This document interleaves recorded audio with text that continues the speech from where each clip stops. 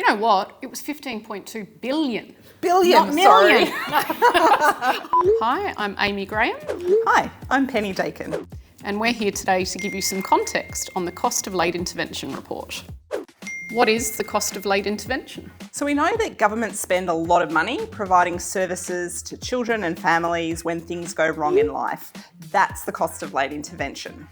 How much does late intervention cost us as a society? The report we're putting out now shows that the cost of late intervention is $22.3 billion to government. That's an enormous number in and of itself, but actually the costs of late intervention, the social costs, the loss of quality of life, the loss of individuals' ability to be able to contribute to society, to their family, those things are actually incalculable. We can't even measure those costs, but even at $22.3 billion, that's a lot of money to the government's bottom line.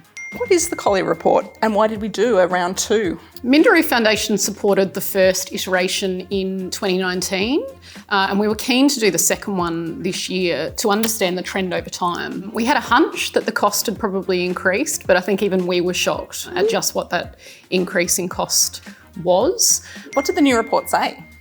Well, in addition to those big numbers that we've covered, really interesting out of this report is that for more money, less children were being helped. Areas like youth justice and out-of-home care have got exponentially more expensive.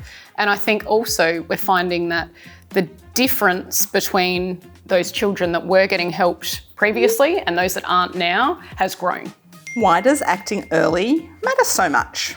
Acting early matters for a whole heap of reasons. There are obviously some really important financial reasons. It's cheaper to act early. The old adage, prevention is better than cure, is right. But there are also personal and humanitarian reasons why acting early matters. We want kids, we want families to have the best life possible. And if we're able to get in and stop problems arising before they happen, everyone has a much better experience and it costs us less. It says IRL, like just In real life. Yeah, so example. I love that you feel like I don't have to dumb that down for me. I know that one at least. What's an example of what late intervention looks like in real life? To give every child a fair go, we know that children and families need support to thrive. So late intervention might look like if we don't get families the support they need to be wonderful parents, then later in life, children might enter the child protection system, they might be likely to drop out of school, they might have health issues.